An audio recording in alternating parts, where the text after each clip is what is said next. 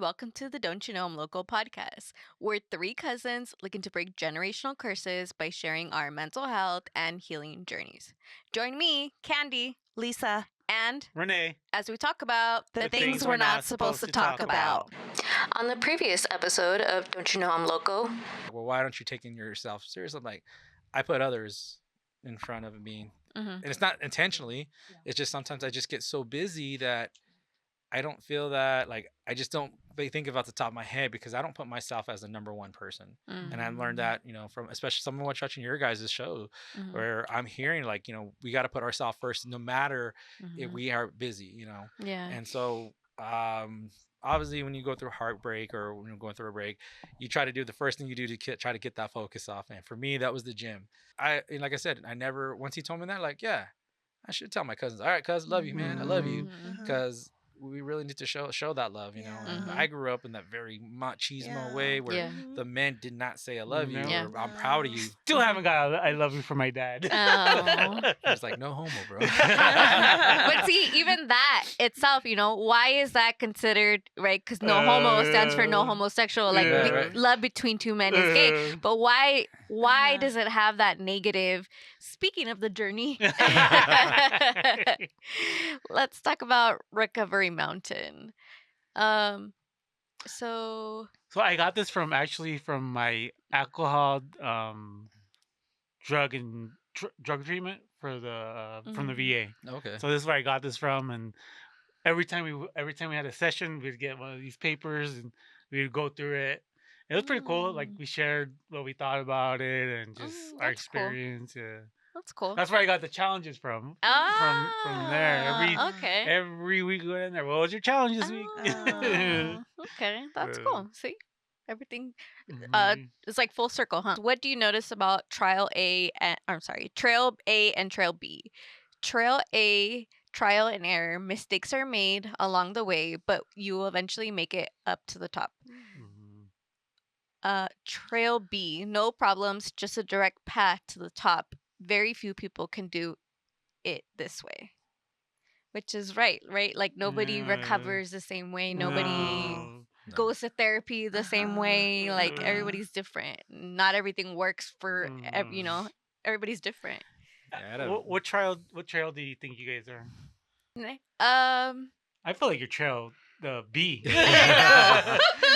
I would say right now I'm trail B because with drinking it was like hey, I can't handle this anymore. You either drink or we, So I quit drinking, and like I said, I've never wanted to drink again, and it's like not. But before, I would stop drinking and then I would just start up again. But I think a lot of that has to do with my mental health, big time. So. Yeah, I would say right now I'm trail B. Definitely. Yay, we got a trail B. Yeah. Straight to the top. All right. So this asks, what does the top of Mount Recovery look like to you? For me, I just had this conversation with Fernando because we were talking about therapy, and I was telling him that my somatic therapist, she's a student. So, like, the way that they did it, because when my insurance that I had then, they didn't take it. So it was like on a cash base. So she's a student. So she's graduating. So she's like, so we're going to have to transfer you to somebody else. And I was like, okay. So normally I would have been like, oh no, right? But I'm like, oh, I'm okay. And so I was like, I just want to keep trying all these different things. And Fernando's like, well, don't you think, like, the tools that you're getting, basically, like, I should be not fine, but like, how much more am I gonna need? Do I think I need, basically? And I was like, I want to do everything. And I was like, because I don't ever want to stay stagnant in it where I get comfortable and then I start sliding back down, because I feel like that's something that I'll do. So then I want to do all the different types of things that I can do to figure out what it is that helps me in each different scenario that I come across. So I'm like, I don't feel like I'm done yet. Like, I'm just starting, I've been going to therapy for 10 years, but like, all these different types of therapy. I'm like, I want to experience all of them to figure out what it is that I take from each of these to help me through life, because I feel like I still need a lot of help in certain things. So the top of recovery mountain for me is like learning all the different ways that like I don't want to be reactive, or I don't want to be anxious all the time or fearful, because I'm very fearful about things. And I'm like, I just want to, like, can I be a person that doesn't need medication to deal with stuff, right? That doesn't have to take all these medicines in the morning. Like, because that's the one thing with neurofeedback is she said that like at one point your medicine might throw you off because your brain is fixing what the medicine is supposed to be fixing, right? So she's like, so you might need to like lower your dosage, or you might not even need the medicine anymore, because it's basically giving you the boost of what it is. Like the way she explained it was that my left side is like it needs help waking up, and my right side is like amped up. So what this therapy is doing is like it's evening it out, where we're slowing this side down and we're giving this side some help. So that's what she's like. So some people, like, their medicine makes them groggy. Like it doesn't have the same effect because now your brain is like rewiring itself to where it doesn't need the medicine.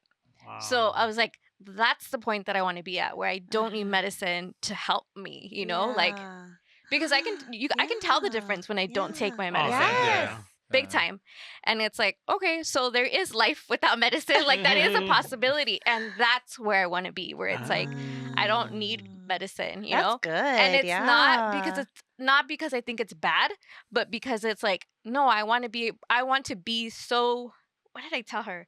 I wanted to be so conscious of my body that I didn't need outside help, basically. Yeah. So that's what I'm aiming for in all of this, is that being able to be so in my body, like so mindful of my body that I don't need outside help.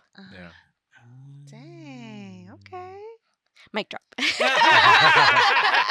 That's a very good What she top right said. there. Yeah. That was good. And it's funny because we literally talked about this yesterday, and I was like, no, like I don't want to be stagnant, like, because I feel like I'm doing so good right now. Like so many things that I've done on my own and I've changed on my own that I'm like, shoot, and that's what I told him. I was like, I feel like I'm not at my full capacity right now. And I feel like in the past, I didn't feel like I knew I had all of this capacity. Like I didn't realize my ability until now.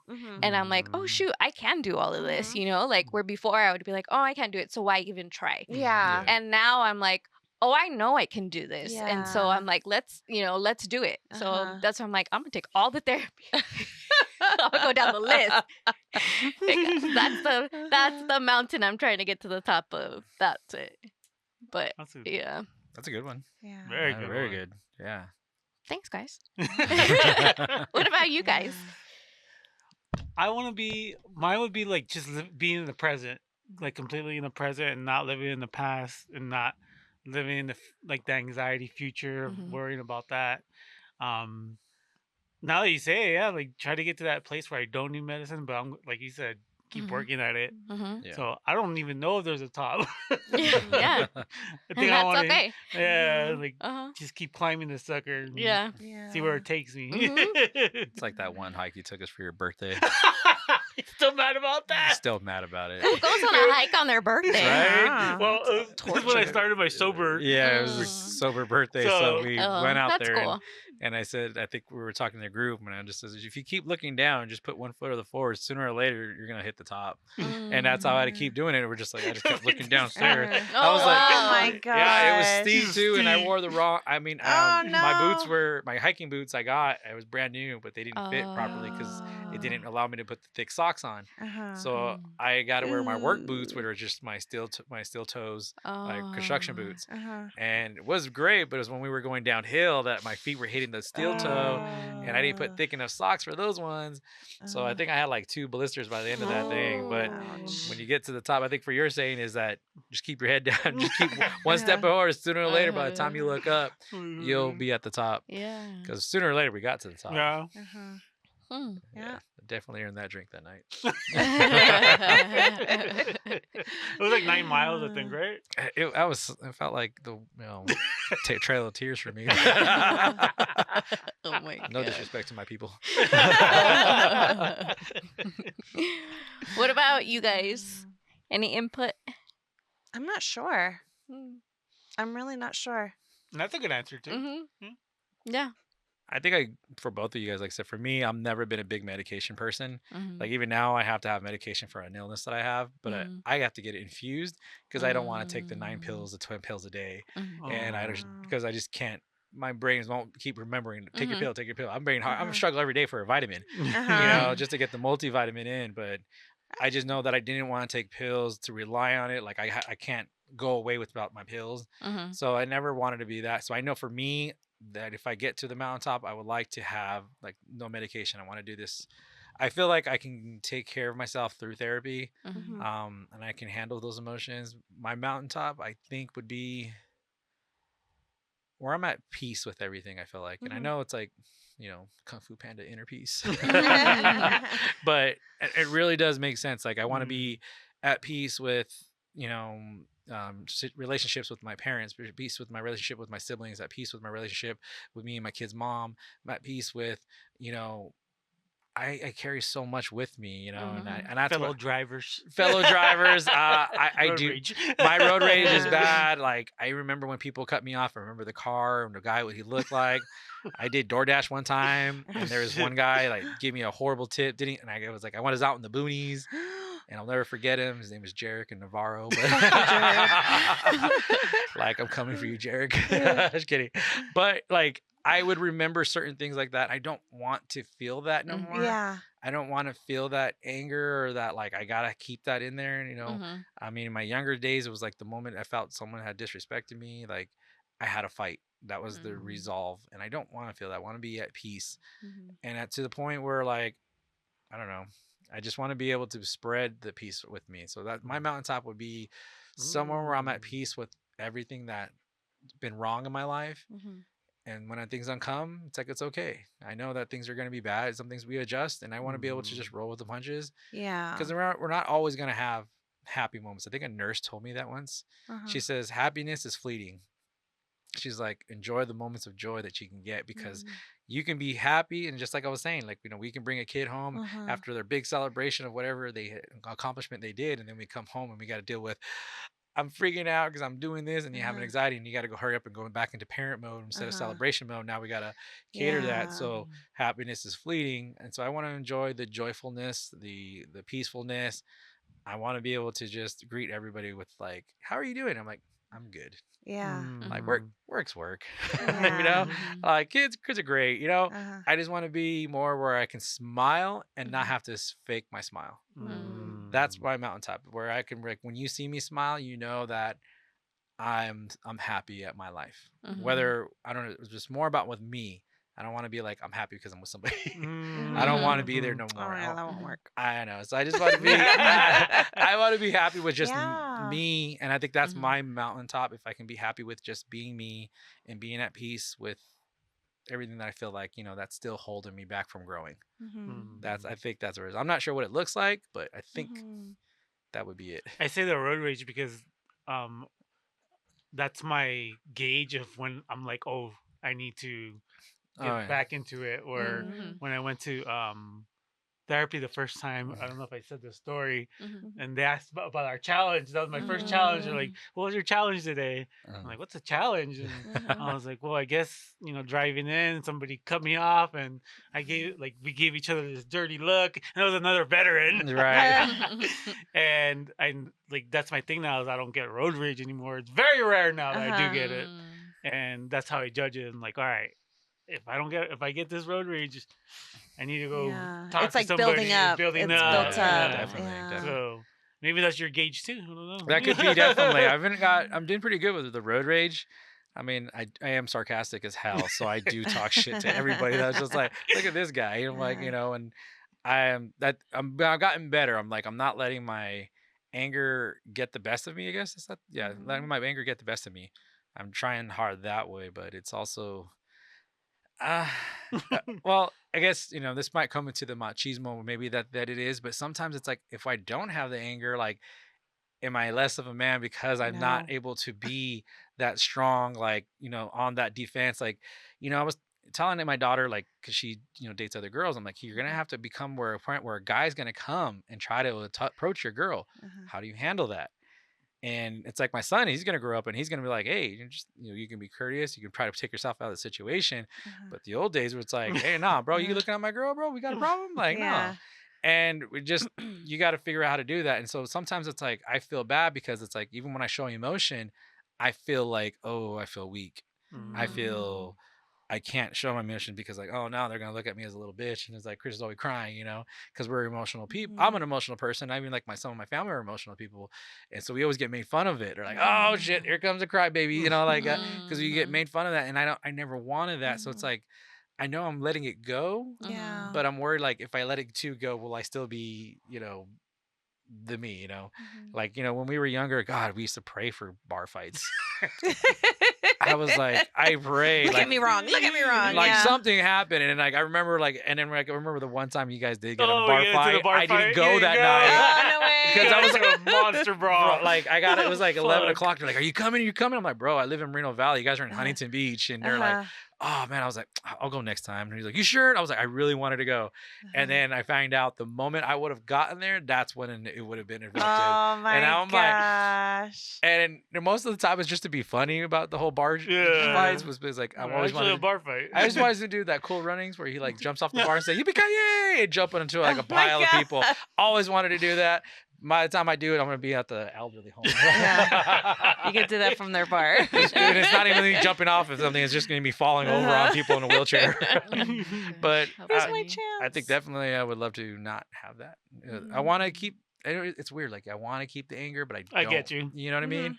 Yeah. It's like a protection that you want, like a little like guard. It is because like I see like my dad, and I always joke with him. And the joke. I said, God doesn't like assholes. That's why my dad's still alive. And like evil never dies. Evil never dies. I was like, but he's not an evil man. He's just an asshole. He was a jerk. And sometimes, and I'm then when I started seeing like how I would open myself to people, and then I would get hurt by people, and I'm like, maybe he had the right approach this whole time because. If we're an asshole, we're in a weird way we call it jaded, but maybe it's just the shell that we put on people because we don't want to let people in because people only hurt us, And it's sad to say that the people that hurt us most end up being the people that are closest to us. And that's it. Like I mean, they need therapy too, though. Yeah, they do. So it's like it sucks. It's like I want should I keep my asshole still, or we kind of have a balance. Yeah. I don't know yet, but I think that's my struggle right now from the bottom of the mountain. Maybe when I get to the top of the mountain, I was like, boy, was I dumb about keeping that. Add that clip for the future. Make sure we cut that back, all right, Rene? Cut back, Yeah, so. I get that, though. Yeah. Sometimes, like, I was when I totally stopped drinking, it was for her daughter's party. We were at Green Valley. And I was there at the pool having a pineapple drink, no alcohol, and avocado toast. And I was like, what have I turned into? So I get what you're saying. Right. It's like, is this okay? Is this But I enjoyed it. So to me, I was like, Then fuck what everybody fuck thinks. it. I'm enjoying more things now. Like, Yeah. I know I used to say like, hey, I'm gonna go get my feet done. And they're like, what did you say? And I'm like, I'm gonna get my feet done. And they're like, you mean you're gonna get a pedicure? And I'm like, yeah, whatever, same thing. And they're like, you get your toes done? And I was like, and they looked at me funny, like, I was like, have you ever had your toes done? And they're like, well, no. I was like, girls do that. I'm like, no. When I was younger, Marines, I did train with the young Marines, and I remember the gunny that we had. He was like, hey, take care of your feet. Yeah. Do not. It's not. It's not. Not He a says, joke. it's not a joke. Take care of your feet. Get them scrubbed every once in a while because we spend all our life walking on these things. So I don't mind that. I enjoy that, even though it doesn't look like. Who cares? I mean, I'm not like Feels this. good. Like, oh my god! It's like I'm just there. I'm relaxing. I love it, especially if they have the mimosas or they have the drinks there, and I'm like, oh my Dang, god! where you going? Now I know why they come here. Like it's awesome. And then I've even got facials a couple times. I get the massage. I got a scalp treatment not too long ago. I'm There you enjoying. Treat yourself. Yeah, I'm Treat enjoying yourself. that. Because to me, like treat myself as food. Yeah. That's how I treat myself, and it's At the obviously it shows on my belly, but but that's how I treat myself. And now I'm learning like other things for more relaxation. Like I've done massages and I even did float therapy. If you guys ever done that, That's like when you go in a pod, right? you're right. You go into a pod and it's filled with like 200 pounds of salt, and that's how you float. Yeah. And then like you can go in like in the buff, or you can go in a bathing suit, And then I've done it where it was like complete darkness and no sound, and I also done it with a little bit of light with some sound, or some sound and darkness. And the sound is not like it's not like like hip hop or lo-fi.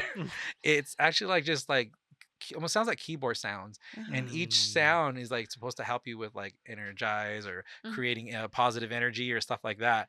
And then the first thing you really have to do is like how to find your right position, because like you're not moving. They tell you either do the field goal position or the stickman position.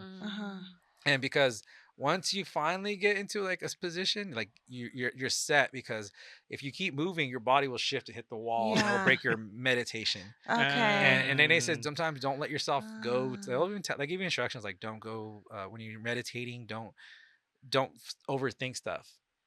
Keep it simple. Don't when you start realizing, count back to 100, so that way I guess you don't start overthinking, because you can overthink there. And they said a lot of people do it like for people that are like writer's block or something. They go in there to try to clear the mind. It's an interesting thing. If you want to try it tomorrow, we'll go tomorrow. Dude, I think I'm down. Yeah. The only downside was you're in a bath full of salt. So when you come out, you're like, oh, you're drained because all that salt. Dehydrated. And then like you get like, they was nice. They even give you an oxygen bar. So like they had like little oxygen and tells you like this one does, again, it has all the different smells that give you the different feelings that you'll get. And then they have tea and water, and you just sit there and relax. And like when you even go in the back to your pod, it's like it was all lit up with like these salt crystals. That's it. That's the only light, is those salt crystal lamps. And then you go to your room, and then it has a shower in there, and it tells you rinse off first, and then you dress down and you get a towel, because you got to have a towel, because you get that in your eyes, it burns. Oh my gosh. And then it's a little awkward, because it's like you're by yourself, it's a new experience, and you're trying to like figure out what is this. I was just doing it because I was a Groupon deal and it was during COVID, and I was like, what am I gonna do today? This looks like fun, because it was like $40. I tried it out, and what is it called? It's called float therapy, or float Yeah. spa therapy.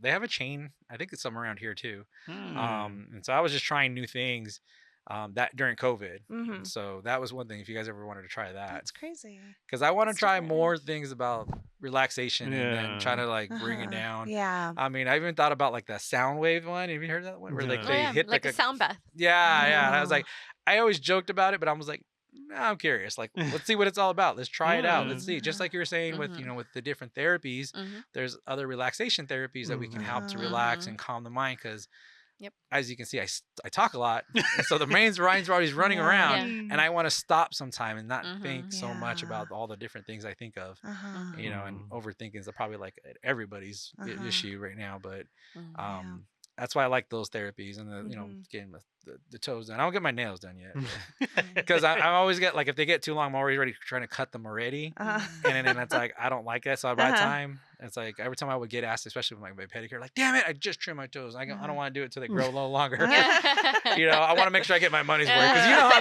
they'll do it. They don't, even though they're not cutting, they'll act like click, click, click, click, like I see that. I was like, you ain't cutting nothing. You ain't cutting nothing. Yeah, they're funny. Let's see. Staying on Recovery Mountain. Recovery Mountain is not an easy mountain to climb, and at times you may question whether or not you can do it. In these moments, there are several strategies you can do to prevent relapse and stay in recovery. Number 1, explore the meaning of your substance use. For people with mental illness, substance use can have many meanings. It can be a way of isolating, helping you feel accepted by others, easing anxiety, helping with sleep, making you feel numbing feelings, crying out for help, showing others how much pain you are feeling, forgetting, or many other meanings. Each time you use, try to understand why. How does your substance use help you cope with your mental illness? I think like with drinking, right? It's like you don't want to feel your feelings. And so that's why you know, for me, that's what it was. Like all along, I was just trying to get to what therapy has done for me, right? And it's like, but Damn. That's perfectly said. That's perfectly said. yeah, like you know, if we would have known, how different would our lives be? You know, like if therapy back then was normalized and more accessible like it is now. Because like you have things like BetterHelp and stuff like that. Because even I was looking at resources in California for somebody, and I was like, oh, okay, well they have this and this and this. But I think sometimes people don't even know where to start. Yeah. That's true. That's very true. I mean, I feel like I only got a head start because, you know, Renee and you guys, when you guys started that, I think I was here when you guys did with the professor. Yeah. And I think in that first, like, that was a great show. I was kind of upset I had to leave in the middle of it because I wanted to stay Dr. after. Cornell. Yeah, and I wanted to stay because I was like, whoa, there's a lot. And she was good because she caught something right away, like within like the first 15 minutes of talking to her. And she was just like, she caught something that I did. I didn't realize that I did. Oh, wow. And I was like, oh. And it was, I downplayed my military service. Oh, you do. Yeah. And she's like, you That's downplayed your true. military service? Why? And I'm like, well, I didn't get to go to the big show. I didn't get to go overseas. And she's like, don't do that. And I was like, and for me, it was hard because I did join so I can go over there. But I also wanted to join where, like, I had a lot of family members in Army and Marines, and I didn't feel like they used them to their best of their capabilities because my uncles were already mechanics. They were already truck drivers. They did stuff like that already. And I felt the Air Force was very close to doing the same thing to me because I scored super high in mechanics. And I just wanted to make sure when I went in the Air Force, I was going to get something out of them. But the bad part was, because I set myself that way, I put myself in a position where it was harder for me to join. And I hated it because like all my buddies were going and I got stuck with all the wives because my kid's mom, she was, another female, she didn't deploy either. So, but they were all her friends. So like when they were like, oh, we're all going to the club, and the guys were like, we don't have to worry about it. Chris is there. He'll take care of everything. But I was like, I don't want to be here. I want to go over there. I want to go with you guys. And I volunteered for missions. And the only time I finally got one was when I was stationed in Colorado, and Fort Carson had a mission. So they said, yeah. So I was going to go Army. I was supposed to go to Fort Sill. I was jumping through the door. Like I was super excited. And then when I found out my illness was keeping me back and they was going to med board me, I couldn't handle that. It really messed me up. So when I've been out since 2008. So I've been doing that since. And she caught that in the first 5 minutes. Like, you shouldn't do that. And I was like, so she was really good. And so I feel like I got a heads up again. He's my I see what he goes through and how he has gone through. And I mean, we've seen, from his ups and downs, when you were living back in California until you got here, we all showed up, but even then we were all struggling. That night was fun. We ended up getting in our first big fight and it was fun. Oh, in Fullerton? Yeah, that was fun. That's right. Because we were very intoxicated. All of us were emotional.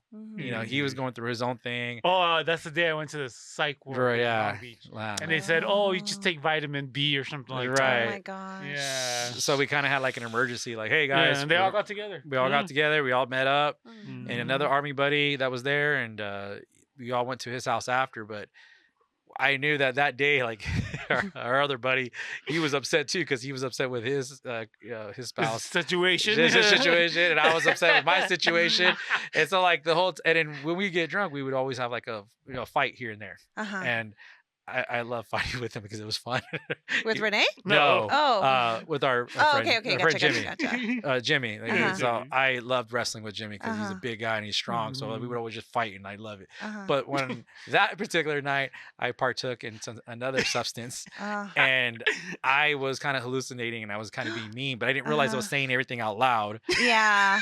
And oh no. Yeah, so I had said something. So I was looking at him, and I was like, his face was just turning into a lot of different things, and I was saying it, and I was out loud, and then finally he turned around, and he said something like, "F you," and I'm like, "You can hear me?"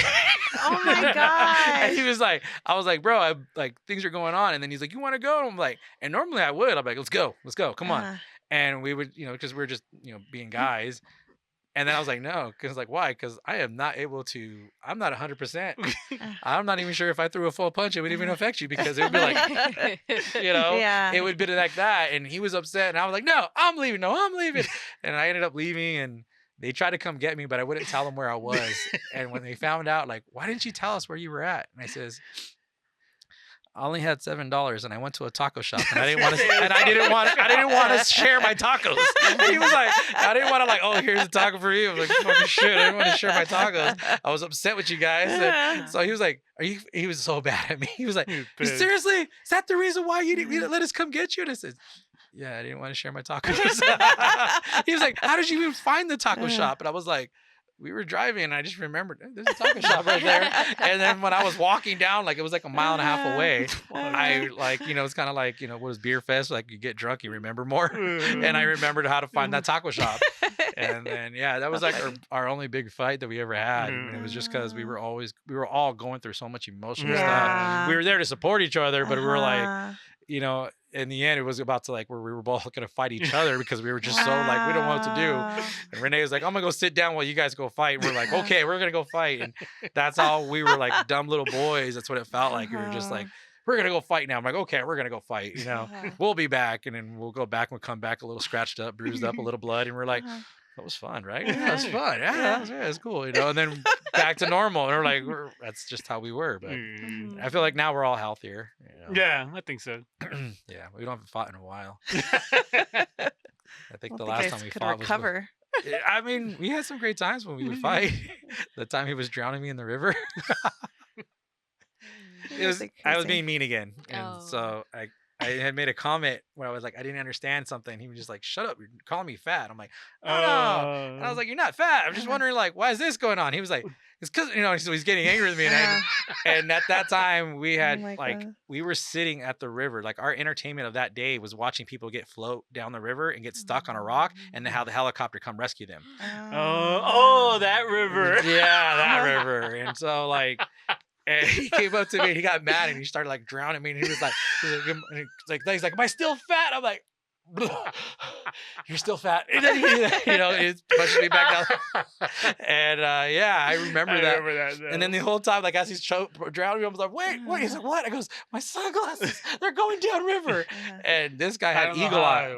My sunglasses got like the handle got stuck in the sand. Oh wow. And it was just sitting there. Like, and this is strong river. This is a Kern River, which is river rafting. People go kayaking. Professionals go out there. So it's a very strong river. A lot of people die on it because they get drunk and they try to go in the river. We were just like, hey, we're just going to sit on the edge. And we found a nice little, a little beach area that was right below our campground. And we just chilled there all day. It was like very serene, even though there was like other people around us. But that one little area was like our own little tranquil thing where we just sat, listen to music, drank some beer, and watch people get rescued. So we haven't done that in a while, so it's way overdue. But without the drowning, though, that'll be good. Number 2, identify healthier ways of coping with your feelings. Below is a list of common psychiatric symptoms experienced with dual diagnosis and ways to manage them. So depression, schedule pleasant activities, challenge negative thinking, exercise, use positive self-statements. Do you guys know the meaning of dual diagnosis, by the way? No. Dual diagnosis is when you're diagnosed with a drug alcohol problem and a mental health. Oh, okay. Yeah. Huh. Okay. I think some of those topics that you said, the schedule pleasant activities, is something I probably need to do more. And then the biggest one for me would be the positive self-statements. Yeah. I'm mean to myself a lot. Like, I'm like, oh, I'm such a dumbass. Oh, I'm a piece of this and all that. Yeah. So I really do that. So that's one of my biggest things where like, the only time I ever pump myself up if we were going to the gym or go play football.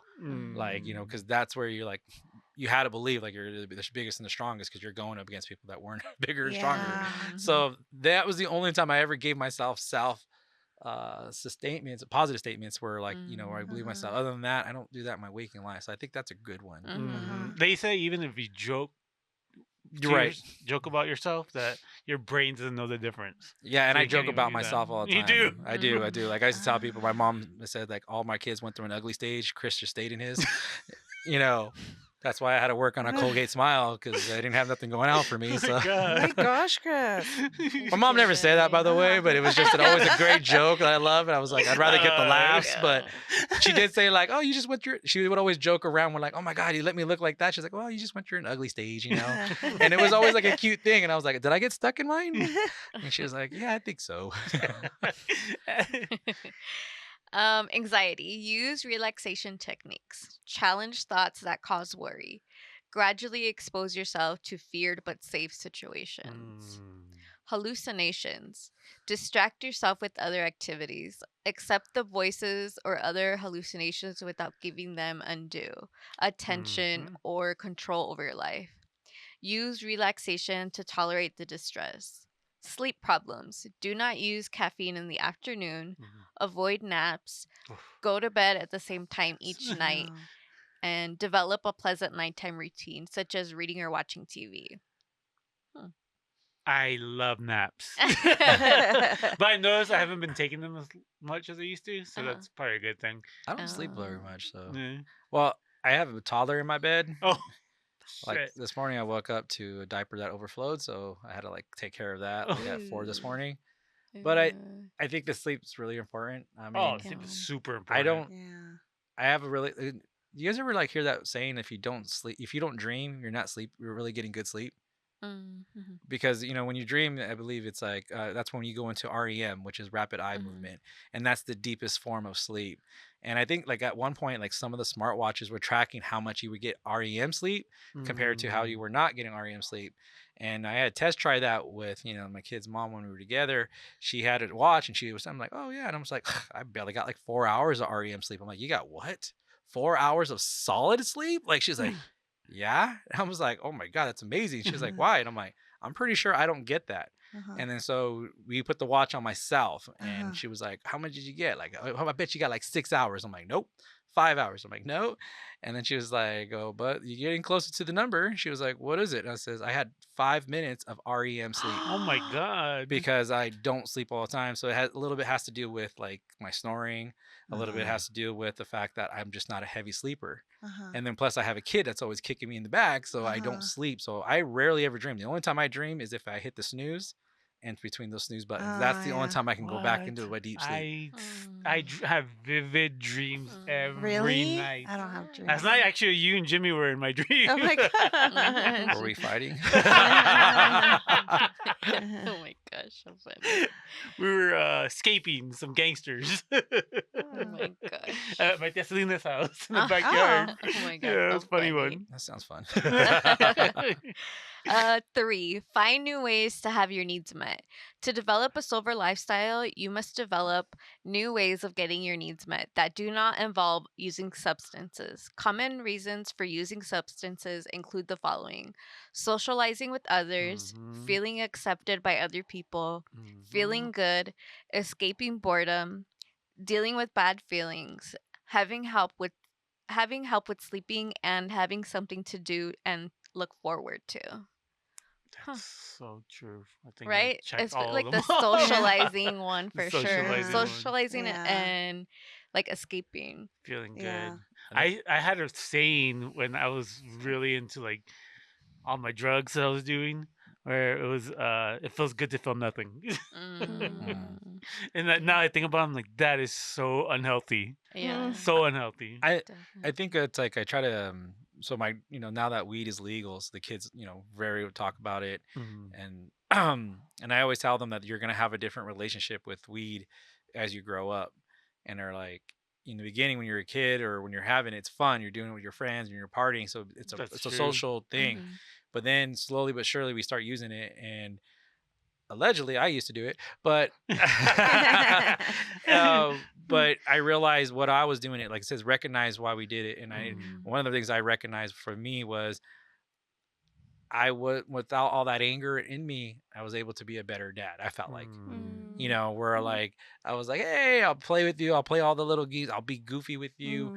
I mean, it got to the point where like, the only time that we enjoy him is when he's high. And And then it was kind of like a back, like, ooh, like, you don't like me when I'm sober? And they're like, well, you're just funner and this and that, you know, and I kind of did it because it was able to, like, I didn't want to think about the stressors on the outside.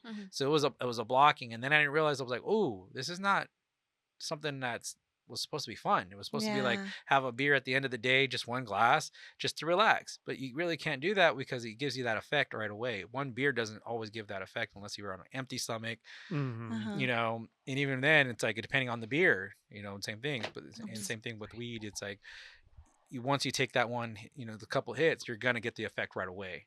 And so I had to start realizing, like, why am I using it? And as much as I want to say, it's like, no, my use was allegedly was the use was small amount. That was my justification. It's a small amount. It's a small amount, and I never go over. I never go overboard. And I still realize, hey, if you're doing it every day, just think about it as you're drinking every day. And that's when I'm like, ooh, all right, now maybe I got to pull it back, or allegedly. and that's why I like that first thing was like, why do we recognize it? And I kind of like, that was hard for me to accept, because it was like, I thought it was a harmless thing. It was harmless. I still think it's a certain form of way, but I understand now my relationship with what it is. And I think that's hard to understand and to accept, because it's like, no, it's that was that's my safe space, and now your safe space is technically, I guess, a bad thing, or it's actually hindering you more than anything, because you're just putting a patch over something that should be healed. And that's, like I said, I think that's a great thing to understand. Why am I using this substance to use, and what's the reasoning for it? And now that I see it, now I'm like, oh shit, I gotta change. You know, I gotta change certain habits and everything. So it's like, you know, and then, you know, we did, and I've changed into where, like, my usage has gone down dramatically, because the fact that it's only used for when I try to have fun, or try to do recreational, not so much where like doing it every day. You know, thankfully, like I said, working out, getting out helped me get better for bed.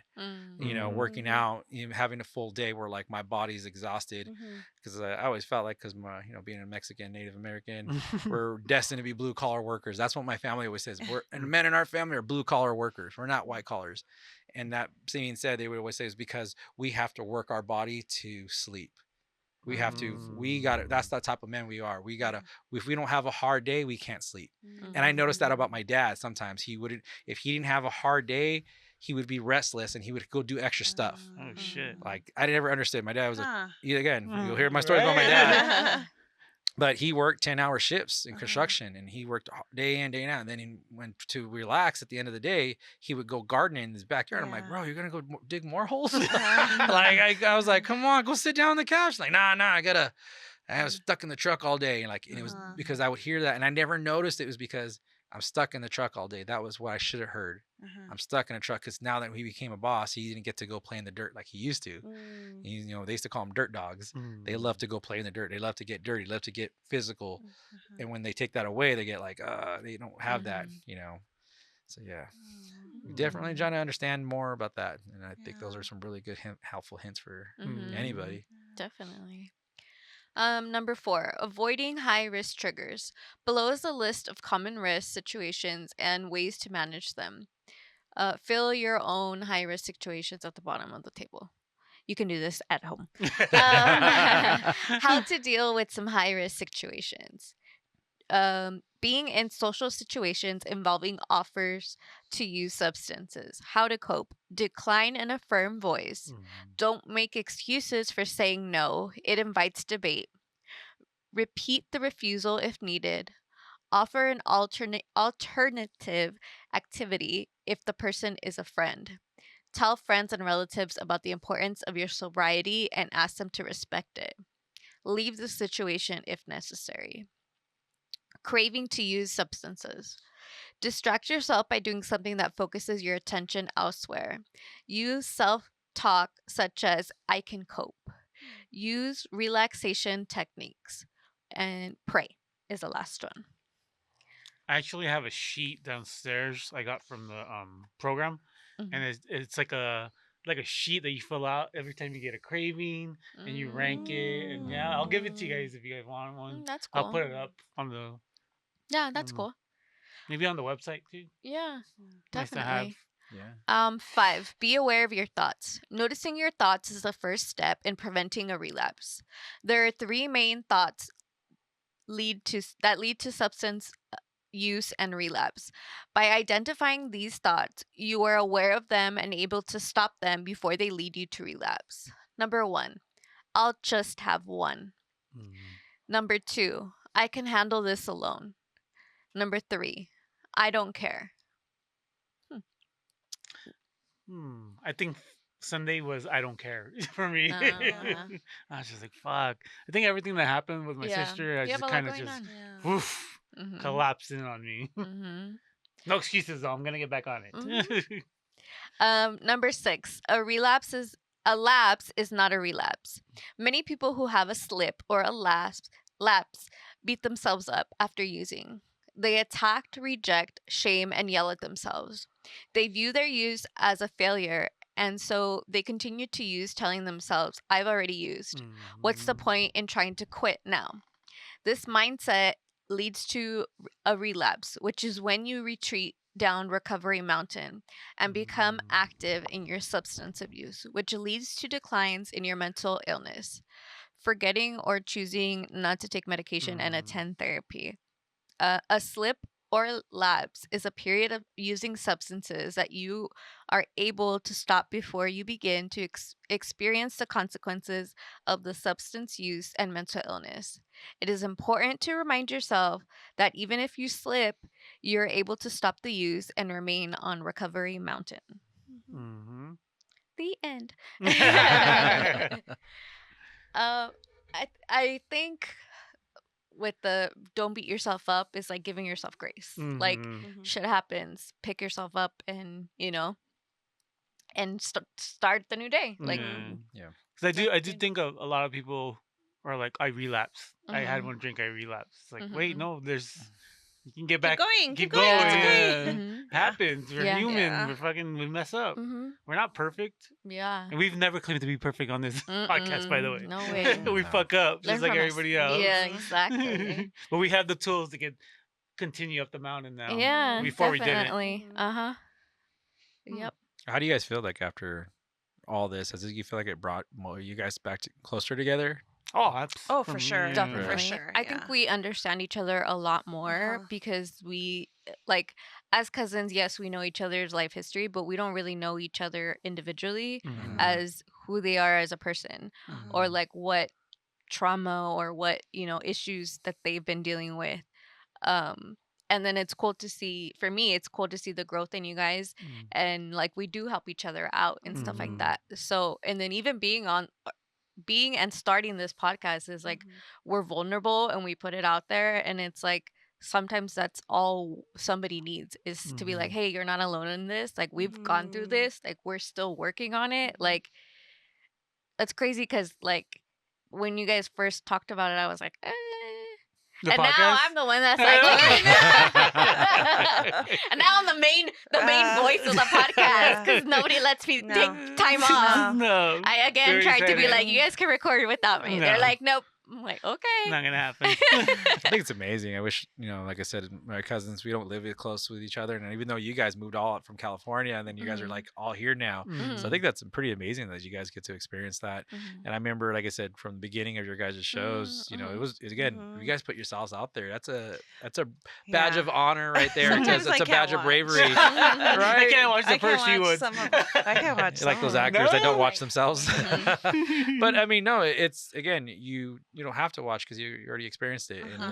And I've definitely seen a lot of growth in almost all of you. Even though I don't know you guys well, I've known Lisa a couple times and I met you once or twice, but it's still amazing what you guys are doing. So I think it's great, like how Thank far you. you guys Thank all you so come. much. And again, I spread your guys' word. Thank Yeah, you. I when you guys have a topic that I can relate it to my own wake in life, I tell it to my kids. I was like, yeah, they're going through that same thing right now. They just had that conversation, and let's talk about that. And when the professor was here, that was such a great episode. Yeah. Because That's her our back. probably most viewed episodes of part 1 and part 2 with Dr. Christy Canal. Go We back have her and back. watch those if you haven't watched them. yes, I recommend it. Oh my god! Yeah. I don't know if I can watch it because that's like Uh-huh. a lot has happened since I then. think that's when you had your first like spark.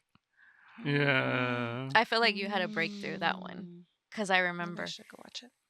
I remember because I was like, oh, like because you're like this, like no, right? And then you're like slowly by slowly, we're like peeling the layers back. So it's cool to see because you're like now you're not as reserved as you were when we first started, and it's cool because like vulnerability speaks volumes, especially on here, big time.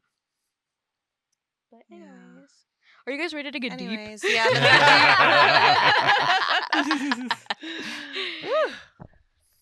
All right, deep. If you had to change your name, what would you change it to? Fortino. Natasha.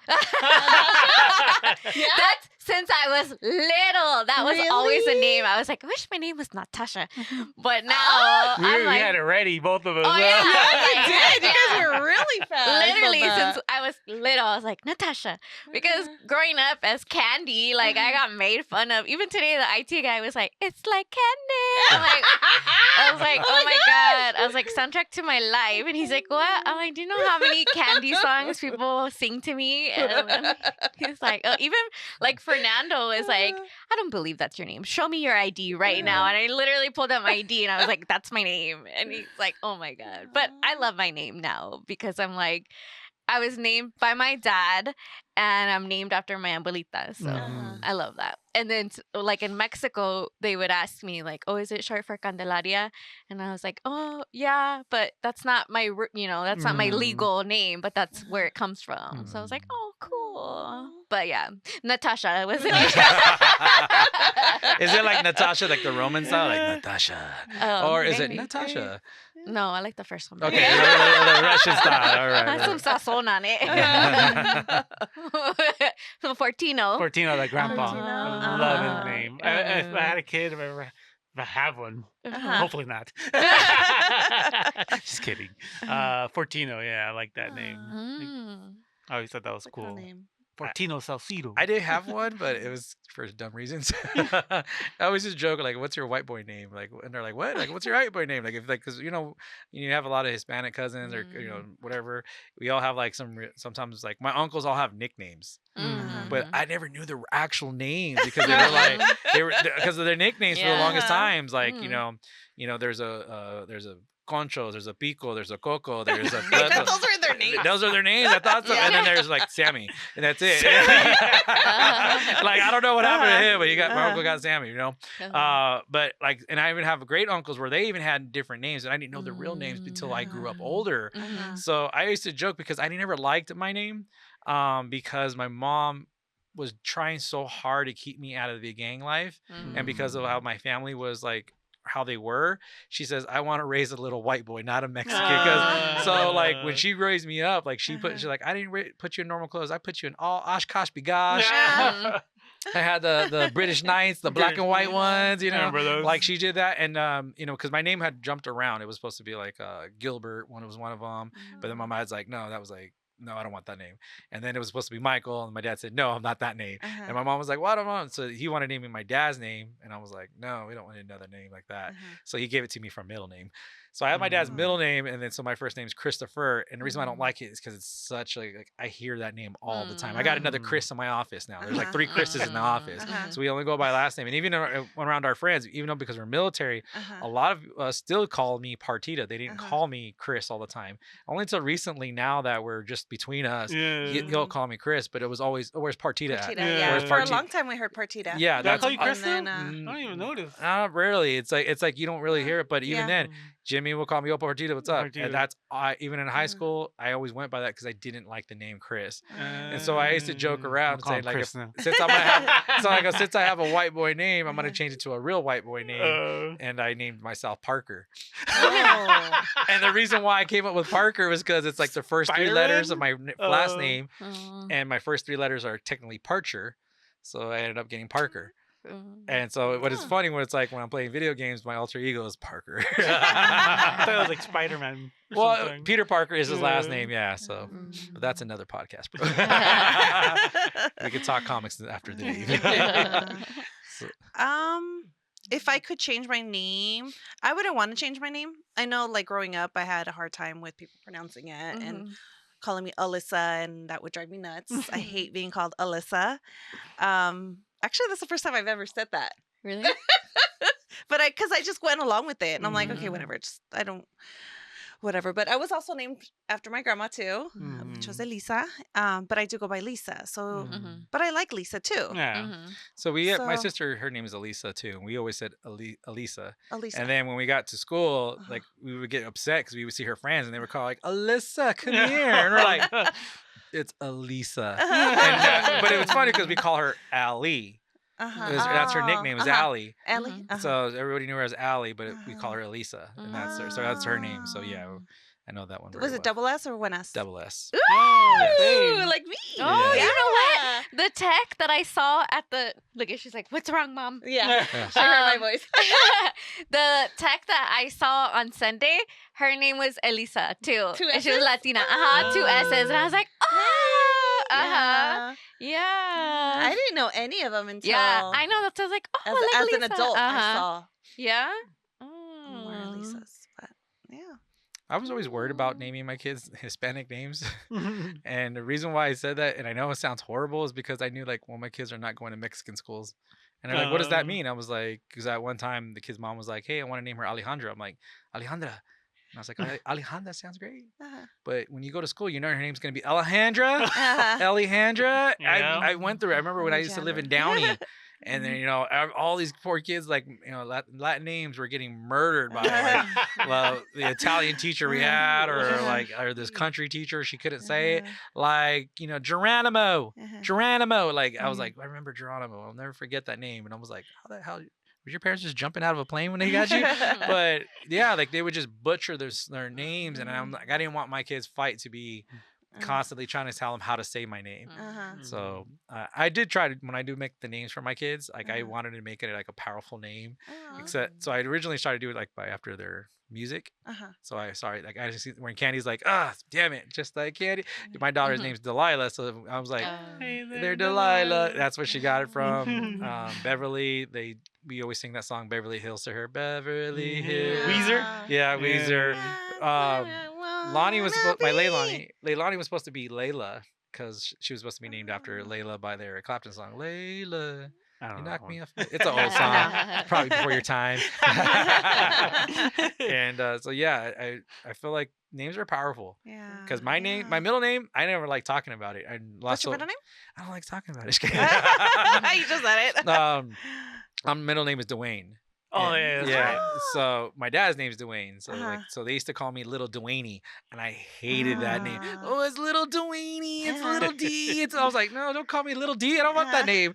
You know, it was just yeah. Do you guys know my nickname from my dad's soccer team? What? Because you're saying Little D. His nickname was Pata. Oh yeah, yeah. Oh You know what mine was? Pee-wee? Patita. And it's funny because my mom would call me Chrissy, and I used to hate that. Shit. Yeah, and then my stepmom, she would call me Chris D, but she would say it Chris D because it's my first name Chris, and then D my middle name. So they would both both my stepmom and my mom would like give me those like Chrissy, and I'm like, I hated it. And then when you have the last letter name P in your name, so if you have 5 other Chris's, you become Chris P. And then, you know, so it's like Chris P. Chris P, Chris Go Pee Pee, you know, you hear those names. So like I had to flip it in so I used to say like my name was Crispy Chicken because I was finger licking good. Just like that. I had to like think of and then my raver name was Rice Krispie, you know, that was when I was going through that phase, you know, but I you know, we tried so hard because like I never liked it. So even like my you know, like I only put the D. I don't ever put the full name on any information. No. Yeah. And then the awkward of people ask me like, how do you spell it, the white way or the black way? And I'm like, what? And I never understood what they meant, and then I found out there's 2 ways to spell it. So they always tell me if you're spelling it the black way, it's a D-W. Dwayne. Yeah, Dwayne. Yeah, Dwayne Wade. Yeah, but if you're spelling it the white way, they told me was D-U-A-N-E. Oh. And I'm D-U-A-N-E. And I was like, where does this name come from? I found out it came from my grandfather's best friend in the Navy, like his buddy, his buddy, and then they got that's how he got his name. So my dad has a Oh. very unique name because he doesn't, Yeah. it's Dwayne. Okay. Okay. I don't got a middle name, so. What would your middle name be if you had one? Well, when Like, you have to mix it with Candy though. Candy. See that I never thought of a middle name. Do you have one, Lisa? No, we don't. We're middle childs with no middle No name. middle name. Was that an option? I didn't know. I thought you always had to have a middle name. No. Because in my family, all the women middle names are Marie. So I was gonna Yeah. actually name my first daughter Marie. Her name was gonna be Marie. So her name was gonna be Angelina Marie, because that was tradition. There's a lot of Maries. It's just a Catholic thing, I think. And so, day came of when we were about to like sign the paperwork, the birth certificate there, and we were writing. And then I remember her mom looks at me and she goes, "So you want Angelina Marie?" And I'm like, "No, change it." And she was like, "What? Like, what are you gonna change it to?" I was like, "Beverly." Because there was a girl in high school. I always liked. She was like this little cute Asian girl, but she had the name Bev, and I just thought that was super cute. Like everybody called her. It was like, "Hey, Bev, Bev." Like, it was a cool thing. Like, "Hey, Bev, how's it going?" But it was Bev, and I liked that. So I went with it, and I always felt like it was an old classic Beverly. Now when you say it, it's like Beaverly, because when you do look at it, like it's Beverly Hills. I'm like, oh, it seems weird. Anyways, so I named her that, and then about a year, almost 2 years later, I get a phone call from one of my cousins, and they're like, "Hey, what did you name your daughter? Your first daughter?" And I was like, "Her name's Angelina." Like, "But what is her middle name?" And I says, "Oh, Beverly." "Oh, good." I was like, "Why?" "Freddie's daughter. She just had him. They named her Angelina Marie." Oh my god. So I knew I was like, I'm stopping this because I knew I found out like in the city that we have, there was a whole other family that I didn't realize like they were the extended family. So we were living side by side, but we really didn't know each other. And so we crossed paths, but not in the way where I thought like we actually crossed paths. I was just at a bar. We were in Chino, and it was my cousin and my kid's mom, and we're having drinks. And I was like, I had a bar tab, so I was like, "Hey, she was like, I'm gonna go grab more drinks." I'm like, "Okay." So she goes over to the bar, and then there's like 2 other girls there, and she's like, "Oh, what's the name?" Then the tab's under Chris Partita, and the 2 girls were like, "Oh my god, you know Chris too?"